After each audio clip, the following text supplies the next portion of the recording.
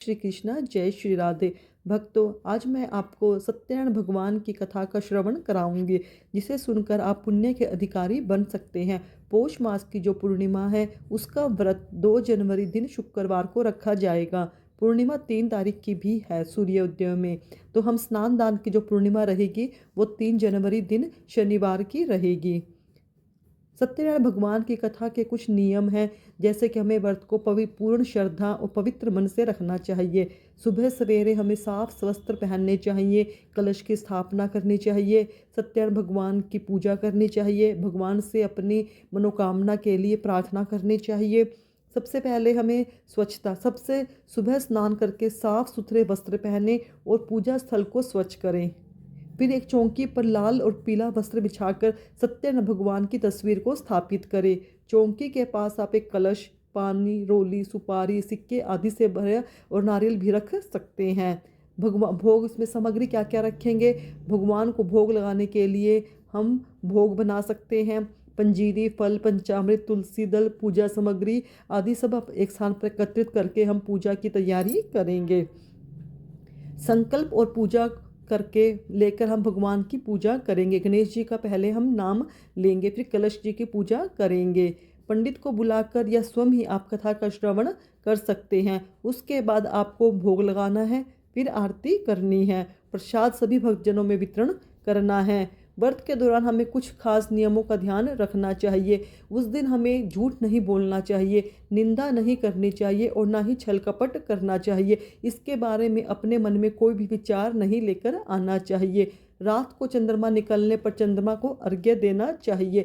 चंद्रमा को अर्घ्य देने के बाद ही प्रसाद ग्रहण करके व्रत का पारण करें। यही सत्यनारायण भगवान का सबसे महत्वपूर्ण नियम है। हमें पूरी श्रद्धा और विश्वास के साथ व्रत को करना चाहिए और सारा दिन हमें भगवान के मंत्रों का जाप करते हुए व्यतीत करना चाहिए। आप कोई भी मंत्र जो आपको अच्छा लगे अपनी सुविधा के अनुसार उस मंत्र का जाप कर सकते हैं, जैसे कि ओम नमो भगवते वासुदेवाय, जैसे सत्यनारायण स्वामी की जय। जो भी आपको अच्छा और उत्तम लगे उस मंत्र का जाप आप कर सकते हैं। आइए कथा की ओर चलते हैं। श्री सत्यनारायण भगवान की जय। प्रथम अध्याय। एक समय नैमिषारण्य तीर्थ में शौनकादि 88,000 ऋषियों ने श्री सूत जी से पूछा, हे प्रभु, इस कलयुग में वेद विद्या रहित मनुष्यों को प्रभु भक्ति किस प्रकार मिलेगी तथा उनका उद्धार कैसे होगा? हे मुनिश्रेष्ठ, कोई ऐसा तप बताइए जिसमें थोड़े समय में पुण्य प्राप्त हो तथा मनोवांछित फल मिले। वह कथा सुनने की हमारी इच्छा है। सर्वशास्त्र ज्ञाता श्री सूत जी बोले, हे वैष्णव में पूज्य, आप सब ने प्राणियों के हित की बात पूछी है। अतः मैं उस श्रेष्ठ व्रत को आप लोगों को बताऊंगा, जिस व्रत को नारद जी ने लक्ष्मी नारायण से पूछा था और श्री लक्ष्मीपति ने मुनि श्रेष्ठ नारद जी से कहा था। सो ध्यान पूर्वक सुनिएगा। एक समय योगीराज नारद जी दूसरों के हित की इच्छा से अनेक लोकों में घूमते हुए मृत्यु लोक में आ पहुँचे। यहाँ अनेक योनियों में जन्मे हुए प्राय सभी मनुष्यों को अपने कर्मों द्वारा अनेक दुखों से पीड़ित देखकर सोचा कि इस यत्न के करने से निश्चय ही मानवों के दुखों का नाश हो सकेगा। ऐसा मन में सोचकर विष्णु लोक को गए। वहाँ श्वेत वर्ण और 4 भुजाओं वाले देवों के इष्ट नारायण का, जिनके हाथों में शंख, चक्र, गदा और पद्म थे तथा वरमाला पहने हुए थे, देखकर स्तुति करने लगे। हे भगवान, आप अत्यंत शक्ति से संपन्न हैं, मन तथा वाणी भी आपको नहीं पा सकती। आपका आदि, मध्य और अंत नहीं है। निर्गुण स्वरूप सृष्टि के कारण भक्तों के दुखों को नष्ट करने वाले हो। आपको मेरा नमस्कार है। नारद जी से इस प्रकार की स्तुति सुनकर विष्णु भगवान बोले, हे मुनिश्रेष्ठ, आपके मन में क्या है? आपका किस काम के लिए आगमन हुआ है? निसंकोच कहो। तब नारद मुनि बोले, मृत्यु लोक में सब मनुष्य जो अनेक योनियों में पैदा हुए हैं, अपने अपने कर्मों के द्वारा अनेक प्रकार से दुखी हो रहे हैं। हे नाथ, यदि आप मुझ पर दया रखते हो तो बताइए कि उन मनुष्यों के सब दुख थोड़े से ही प्रयत्न से कैसे दूर हो सकते हैं। श्री भगवान जी बोले, हे नारद, मनुष्य की भलाई के लिए तुमने बहुत अच्छी बात पूछी है। जिसके करने से मनुष्य मोह से छूट जाता है वह मैं कहता हूँ सुनो। पुण्य देने वाला स्वर्ग तथा मृत्यु लोक दोनों में दुर्लभ एक उत्तम व्रत है। आज मैं प्रेमवश होकर तुमसे कहता हूँ। श्री सत्यान भगवान का यह व्रत अच्छी तरह विधान पूर्वक करके मनुष्य तुरंत ही यहाँ सुख भोग कर मरने पर मोक्ष को प्राप्त होता है। श्री भगवान के वचन सुनकर नारद मुनि बोले, इस व्रत का फल क्या है, क्या विधान है, किसने यह व्रत किया है और किस दिन यह व्रत करना चाहिए, विस्तार से कहो। भगवान बोले, दुख व शोक आदि को दूर करने वाला, धन धान्य को बढ़ाने वाला, सौभाग्य तथा संतान को देने वाला, यह व्रत सब स्थानों पर विजय करने वाला है। भक्ति और श्रद्धा के साथ किसी भी दिन मनुष्य श्री सत्यनारायण की शाम के समय ब्राह्मणों और बंधुओं के साथ धर्मपरायण होकर पूजा करे। भक्ति भाव से नैवेद्य केले का फल, घी, दूध और गेहूं का चूर्ण सवाया ले। गेहूं के अभाव में साठी का चूर्ण, शक्कर तथा गुड़ ले और सब भक्षण योग्य पदार्थ जमा करके भगवान को अर्पित करे तथा बंधु बांधवों सहित ब्राह्मणों को भोजन कराए। उसके बाद स्वयं भोजन करे। नृत्य गीत आदि का आचरण कर श्री सत्यान भगवान का स्मरण करता हुआ समय व्यतीत करे। इस तरह व्रत करने पर मनुष्य की इच्छा निश्चय पूरी होती है। विशेषकर कली काल में मृत्यु लोक में यह मोक्ष का सरल उपाय है। इति श्री सत्यान भक्त का कथा का प्रथम अध्याय संपूर्ण। द्वितीय अध्याय।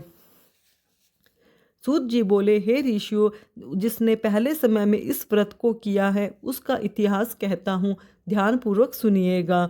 सुंदर काशीपुरी नगरी में एक निर्धन ब्राह्मण रहता था। वह भूख प्यास से बेचैन हुआ नित्य पृथ्वी पर घूमता था। ब्राह्मणों से प्रेम करने वाले भगवान ने ब्राह्मण का रूप धारण कर उसके पास जाकर आदर्श के साथ पूछा, हे विप्र, नित्य दुखी हुआ पृथ्वी पर क्यों घूमता है? दीन ब्राह्मण बोला, मैं निर्धन ब्राह्मण हूँ, भिक्षा के लिए पृथ्वी पर फिरता हूँ। हे भगवान, यदि आप इसका उपाय जानते हो तो कृपया करके कहो। वृद्ध ब्राह्मण बोला, सत्यान भगवान मनोवांछित फल देने वाले हैं, इसलिए हे ब्राह्मण तू उनका पूजन कर, जिसके करने से मनुष्य सब दुखों से मुक्त होता है। ब्राह्मण को व्रत का सारा विधान बतलाकर बूढ़े ब्राह्मण का रूप धारण करने वाले श्री सत्यान भगवान अंतर्ध्यान हो गए। जिस व्रत को वृद्ध ब्राह्मण ने बतलाया है मैं उसको करूँगा, यह निश्चय करने पर उसे रात में नींद भी नहीं आई। वह सवेरे उठ सत्यानंद भगवान के व्रत का निश्चय कर भिक्षा के लिए चला। उस दिन उसको भिक्षा में बहुत सा धन मिला, जिससे बंधु बांधुओं के साथ उसने श्री सत्यानंद भगवान का व्रत किया। इसके करने से यह वह विप्र सब दुखों से छूटकर अनेक प्रकार की संपत्तियों से युक्त हुआ।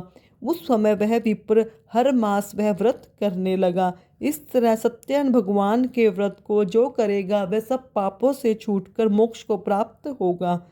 आगे जो पृथ्वी पर श्री सत्यानंद भगवान का व्रत करेगा वह मनुष्य सब दुखों से छूट जाएगा। इस तरह नारद जी से नारायण जी का कहा हुआ यह व्रत मैंने तुमसे कहा है। हे विप्रो, मैं अब और क्या कहूँ? ऋषि बोले, हे मुनिवर, संसार में उस विप्र से सुनकर और किस किस ने इस व्रत को किया है हम सब वह सुनना चाहते हैं। इसके लिए हमारे मन में श्रद्धा है। सूत जी बोले, हे मुनियों, जिस जिसने इस व्रत को किया है वह सब सुनो। एक समय वह विप्र धन और ऐश्वर्य के अनुसार बंधु बांधवों के साथ व्रत करने को तैयार हुआ। उसी समय एक लकड़ी बेचने वाला बूढ़ा आदमी आया और बाहर लकड़ियों को रखकर विप्र के मकान में गया। प्यास से दुखी लकड़हारा उनको देखकर विप्र को नमस्कार कर कहने लगा, आप यह क्या कर रहे हो? इसके करने से क्या फल मिलता है? कृपया मुझे भी बताओ। ब्राह्मण ने कहा, सब मनोकामनाओं को पूर्ण करने वाला यह श्री सत्यानंद भगवान का व्रत है। इसकी ही कृपा से मेरे यहाँ धन धान्य आदि की वृद्धि हुई है। विप्र से इस व्रत के बारे में जानकर लक्कड़हारा बहुत प्रसन्न हुआ। चरणामृत ले प्रसाद खाने के बाद अपने घर को गया। लक्कड़हारे ने अपने मन में इस प्रकार का संकल्प किया कि आज गांव में लकड़ी बेचने से जो धन मिलेगा उसी से श्री सत्यनारायण भगवान का उत्तम व्रत करूंगा। यह मन में विचार कर वह बूढ़ा आदमी लकड़ियां अपने सिर पर रखकर जिस नगर में धनवान लोग रहते थे ऐसे सुंदर नगर में गया। उस रोज वहां उसे उन लकड़ियों के पहले से भी ज़्यादा दाम मिले। वह बूढ़ा लकड़हारा दाम ले अति प्रसन्न होकर पक्के केले की फली, शक्कर, घी, दूध, दही और गेहूं का चूर्ण इत्यादि श्री सत्यनारायण भगवान के व्रत की कुल सामग्रियों को लेकर अपने घर गया। फिर उसने अपने बंधु बांधवों को बुलाकर विधि के साथ भगवान जी का पूजन और व्रत किया। उस व्रत के प्रभाव से वह बूढ़ा लक्कड़हारा धन पुत्र आदि से युक्त हुआ और संसार के समस्त सुख भोग कर बैकुंठ को चला गया। इति श्री सत्यनारायण भगवान व्रत का द्वितीय अध्याय संपूर्ण। तृतीय अध्याय। सूत जी बोले, हे ऋषिश्रेष्ठ मुनियों, अब आगे की कथा कहता हूँ। पहले समय में उल्कामुख नाम का एक बुद्धिमान राजा था। वह सत्यवक्ता और जितेंद्रिय था। प्रतिदिन देवस्थानों पर जाता तथा गरीबों को धन देकर उनके कष्ट दूर करता था। उसकी पत्नी कमल के समान मुख वाली सती साध्वी भद्रशिला नदी के तट पर उन दोनों ने श्री सत्यनारायण भगवान का व्रत किया। उस समय वहाँ एक साधु नामक वैश्य आया। उसके पास व्यापार के लिए बहुत सा धन था। राजा को व्रत करते देखकर वह विनय के साथ पूछने लगा, हे राजन, भक्ति युक्त चित्त से आप यह क्या कर रहे हो? मेरी सुनने की इच्छा है, सो आप यह मुझे बताइए। राजा बोला, हे साधु, अपने बांधवों के साथ पुत्र प्राप्ति के लिए यह महाशक्तिमान श्री सत्यनारायण भगवान का व्रत व पूजन किया जा रहा है।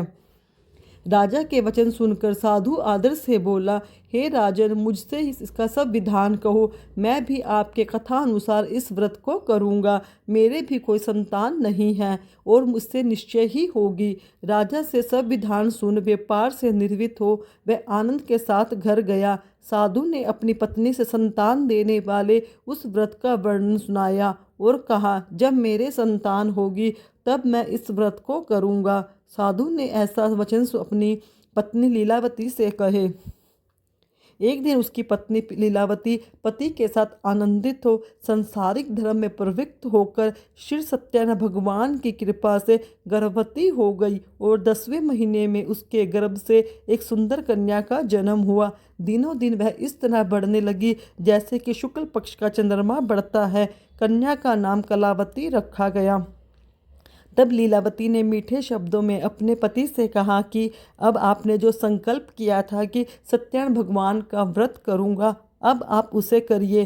साधु बोला, प्रिय, इसके विवाह पर करूंगा। इस प्रकार वह अपनी पत्नी को आश्वासन देकर नगर को गया। कलावती पितृगृह में वृद्धि को प्राप्त हो गई। साधु ने जब नगर में सखियों के साथ अपनी पुत्री को देखा तो तुरंत ही दूत को बुलाकर कहा, पुत्री के लिए कोई सुयोग्य वर देख कर लाओ।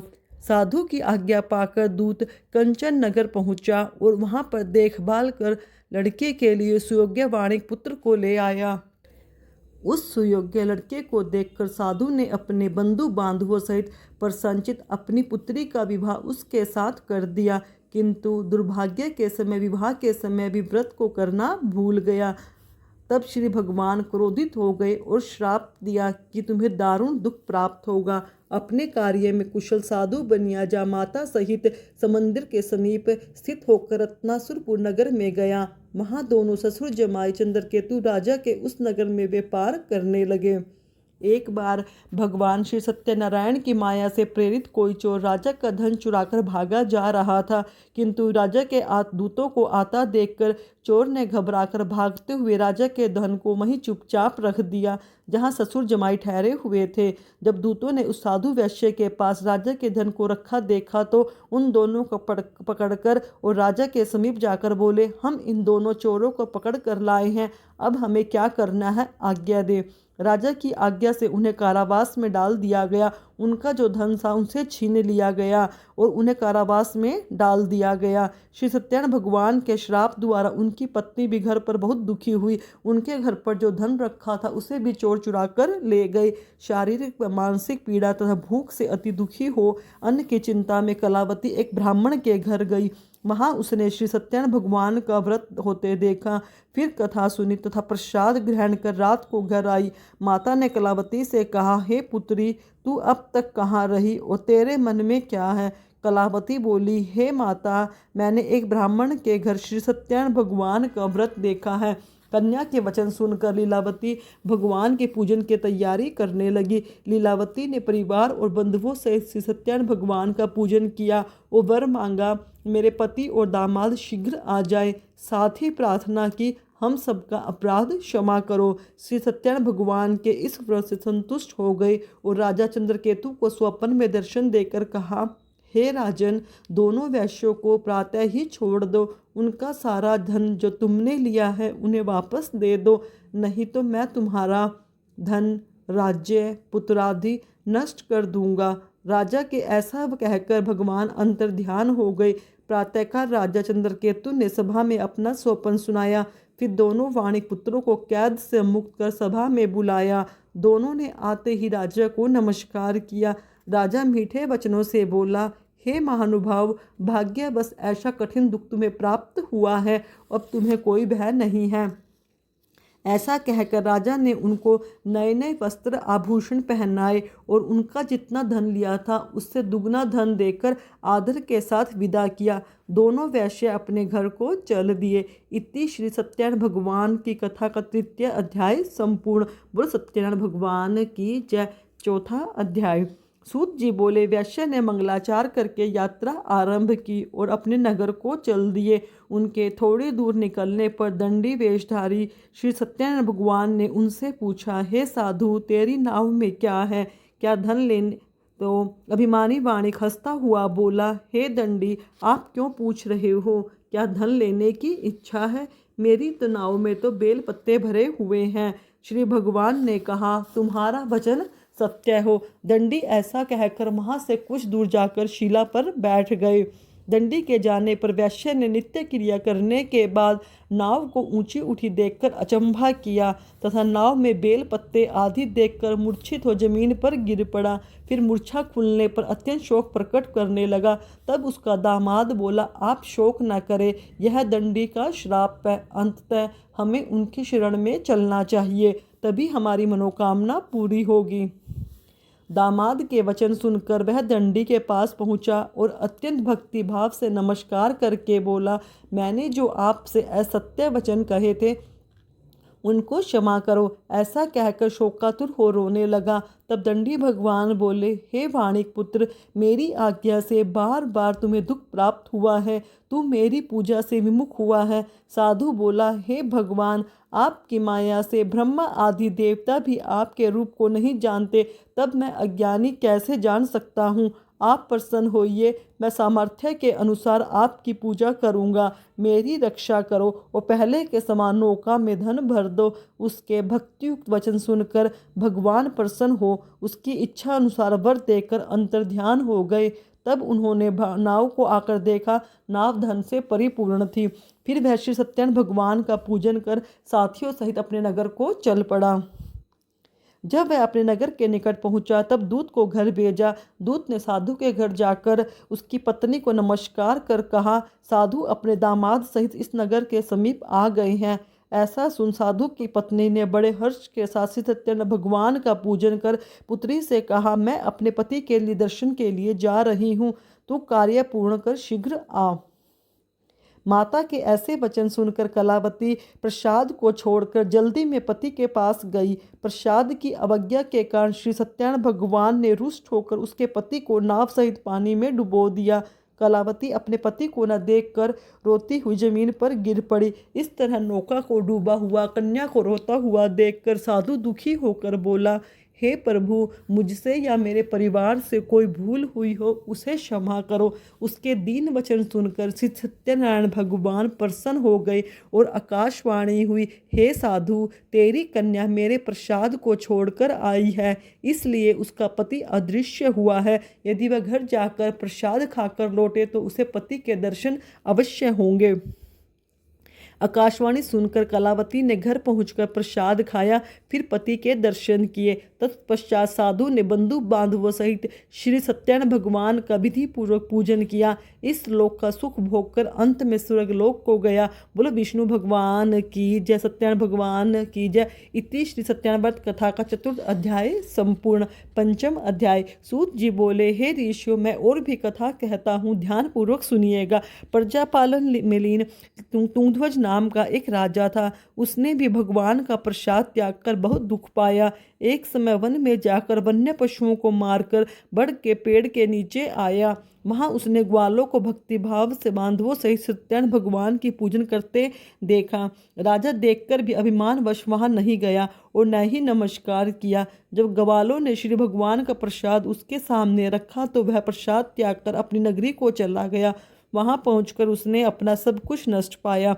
तब वह जान गया कि यह सब भगवान ने किया है। तब वह विश्वास कर ग्वालों के पास गया और विधि पूर्वक पूजन कर प्रसाद खाया तो श्री सत्यनारायण भगवान की कृपा से सब कुछ पहले जैसा ही हो गया। फिर दीर्घ काल तक सुख भोग कर मृत्यु होने पर स्वर्गलोक को गया। जो मनुष्य इस परम दुर्लभ व्रत को करेगा, भगवान की कृपा से उसे धन धान्य की प्राप्ति होगी। निर्धन धनी और बंदी बंधन से मुक्त निर्भय हो जाता है। संतानहीनों को संतान प्राप्त होती है और सब मनोरथ पूर्ण होकर अंत में बैकुंठ धाम को जाता है। जिन्होंने पहले इस व्रत को किया है, अब उनके दूसरे जन्म की कथा कहता हूँ। वृद्ध शतानंद ब्राह्मण ने सुदामा का जन्म लेकर मोक्ष को पाया। लक्कड़हारे ने अगले जन्म में निषाद बनकर मोक्ष प्राप्त किया। उल्कामुख नाम का राजा दशरथ होकर बैकुंठ को प्राप्त हुआ। साधु नाम के वैश्य ने मोरध्वज बनकर अपने पुत्र को आरे से चीरकर मोक्ष को प्राप्त किया। महाराज तुंगध्वज ने स्वयंभू होकर भगवान में भक्ति युक्त हो कर्म कर मोक्ष को प्राप्त किया। इति श्री सत्यनारायण भगवान की कथा का पंचम अध्याय संपूर्ण। बोलो सत्यनारायण स्वामी की जय। भक्तों, यह थी मेरे द्वारा सुनाई गई सत्यनारायण भगवान की कथा। अगर आप व्रत ना भी करते हो तो पूर्णिमा के दिन कथा का श्रवण अवश्य करना चाहिए। भक्तों, अगर आपको मेरे द्वारा सुनाई गई कथा अच्छी लगी तो मेरे चैनल को सब्सक्राइब करें, वीडियो को लाइक करें और कमेंट में जय श्री कृष्णा अवश्य लिखें। बोल सत्यनारायण स्वामी की जय।